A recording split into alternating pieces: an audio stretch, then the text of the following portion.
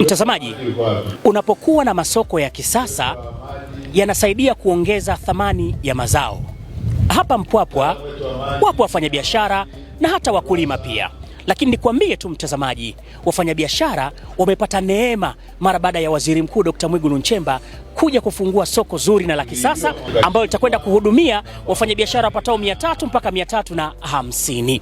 Soko hili kwa sasa ujenzi wake umefikia zaidi ya 98%, na kama ambavyo unaliona katika picha za juu ni soko zuri kabisa mtazamaji. Waziri Mkuu amelizindua.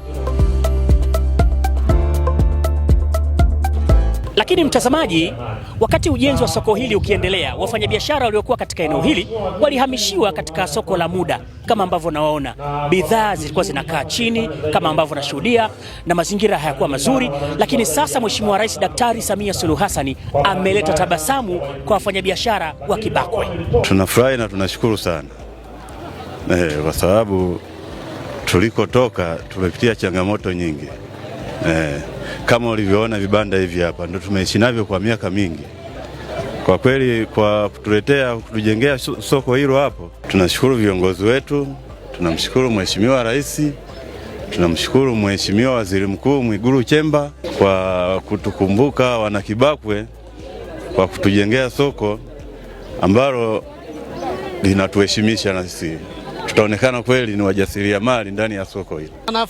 Tunafurahi kwanza, hatukutegemea kwa sababu tumevumilia, na tunashukuru Mungu mambo yameenda vizuri. Tunamshukuru Mama Samia, atuone huruma, atuangalie na hapa jinsi tulivyokuwa wavumilivu.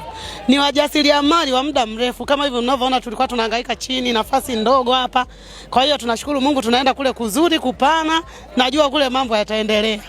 Na Mwenyezi Mungu atuongezee riziki, tuendelee kuipendezesha Kibakwe yetu. Mtazamaji, tunazidi kushuhudia matunda ya uamuzi wa Mheshimiwa Rais Daktari Samia Suluhu Hassan kumtuma Dr. Mwigulu Nchemba kuja kusikiliza kero za wananchi na kuzitatua.